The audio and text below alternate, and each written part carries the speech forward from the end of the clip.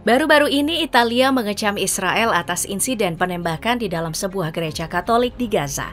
Sikap ini berbeda dengan sikap Italia sebelumnya.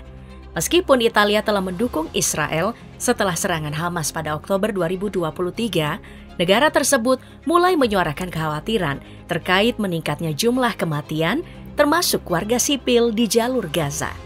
Apakah ini berarti Italia sudah berpindah posisi dan semakin berani terhadap Israel termasuk Amerika Serikat?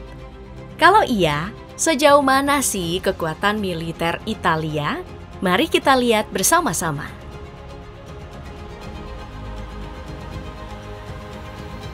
Italia memiliki sejarah militer yang panjang dan cukup lama. Mereka pernah menjadi bagian dari Kekaisaran Romawi yang kuat dan telah berperan dalam banyak konflik dan perang di seluruh sejarah dunia. Mulai dari Perang Dunia Pertama, mereka menjadi bagian dari sekutu dalam Perang Dunia Pertama dan kemudian memilih sisi blok poros di awal Perang Dunia Kedua.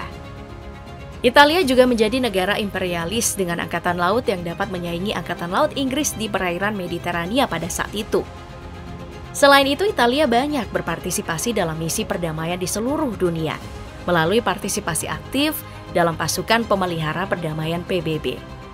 Kontribusi mereka dalam upaya perdamaian dan stabilitas global memberi mereka peran penting di mata dunia.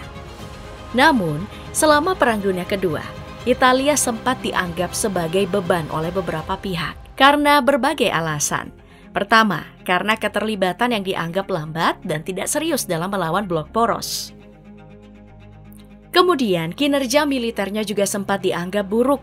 Sebab meskipun Italia adalah negara dengan angkatan bersenjata yang cukup besar, kinerjanya di medan perang selama Perang Dunia Kedua tidak sebanding dengan kekuatan militernya.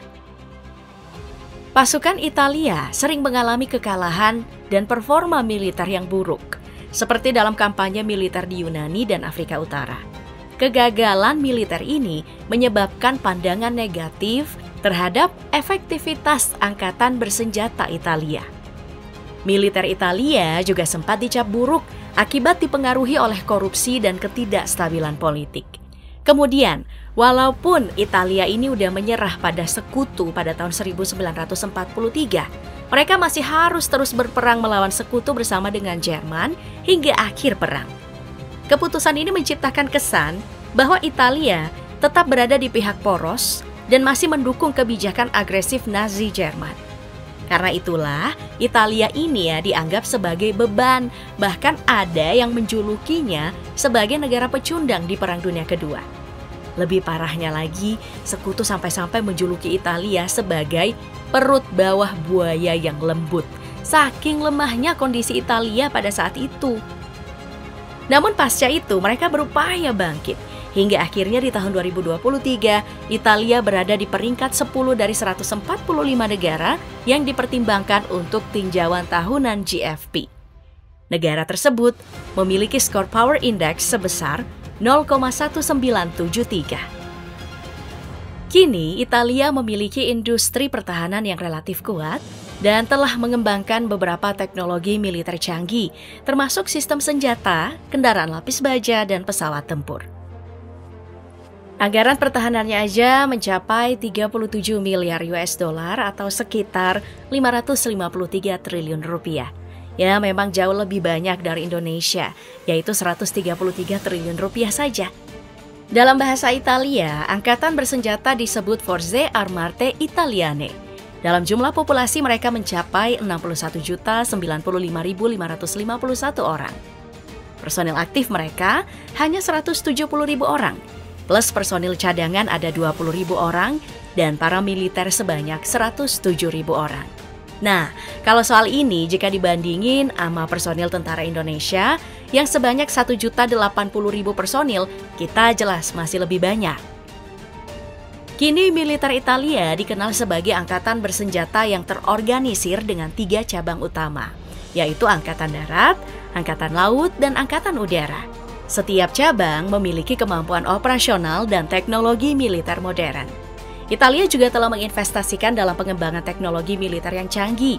Mereka memiliki industri pertahanan yang relatif kuat dan telah berkontribusi dalam produksi pesawat tempur, kapal perang, dan peralatan militer lainnya.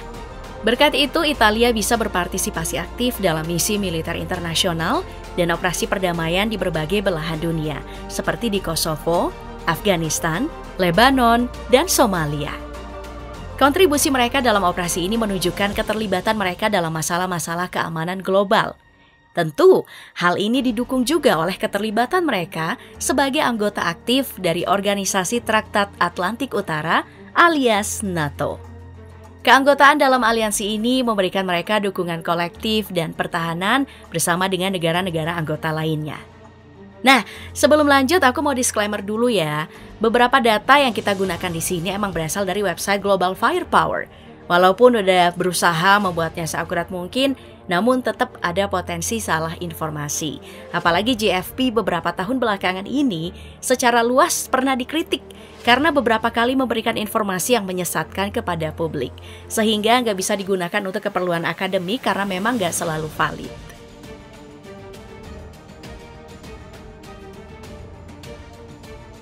Lalu, Angkatan Darat Italia yang juga disebut Esercito Italiano.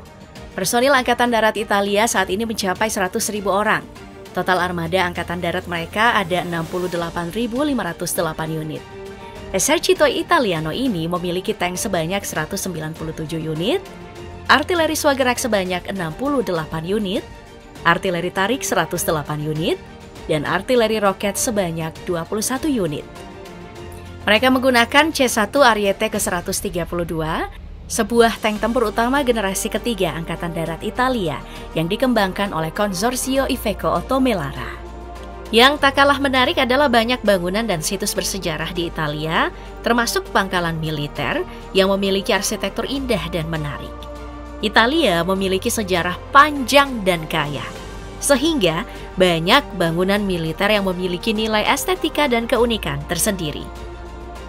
Salah satu contoh yang terkenal adalah Castel del Monte di wilayah Puglia, Italia. Ini adalah benteng abad pertengahan yang sangat menarik secara arsitektur dan telah diakui sebagai situs warisan dunia UNESCO. Selain itu, ada banyak kota dan desa bersejarah di seluruh Italia yang memiliki pangkalan militer dengan ciri khas arsitektur dan keindahan tertentu. Walaupun menarik, namun pangkalan militer tetaplah fasilitas militer yang berfungsi untuk tujuan pertahanan negara. Pangkalan militer dengan arsitektur indah ini mungkin tidak selalu terbuka untuk umum atau sebagai tujuan wisata yang utama. Satu lagi nih yang gak kalah menarik.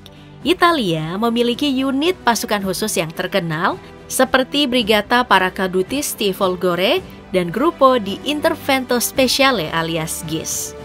Pasukan khusus ini dikenal karena keahlian dan kualitas mereka dalam tugas khusus dan operasi khusus. Bahkan, GIS ini dikenal sebagai salah satu operasi paling elit untuk melawan terorisme di dunia, di mana mereka terkenal akan keahlian menembak yang dibuat pada tahun 1978.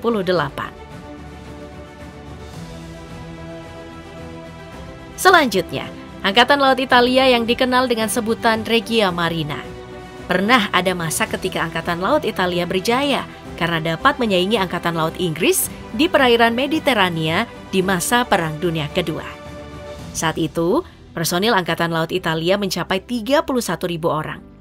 Untuk armada laut, mereka punya aset 313 unit yang terdiri dari kapal induk 2 unit, fregat 13 unit, destroyer 4 unit, kapal selam ada 8 unit, kapal patroli 18 unit, kapal penyapu ranjau laut ada 10 unit. Salah satu armada laut andalan Italia adalah kapal induk KFOR yang dirancang untuk menggabungkan VSTOL sayap tetap dan operasi udara helikopter, operasi komando dan kontrol, serta pengangkutan personil militer atau sipil dan kendaraan berat. Nah, sekarang kita beralih ke Angkatan Udara Italia atau Aeronautica Militare. Personil Angkatan Udara mereka terdiri dari 45.000 orang.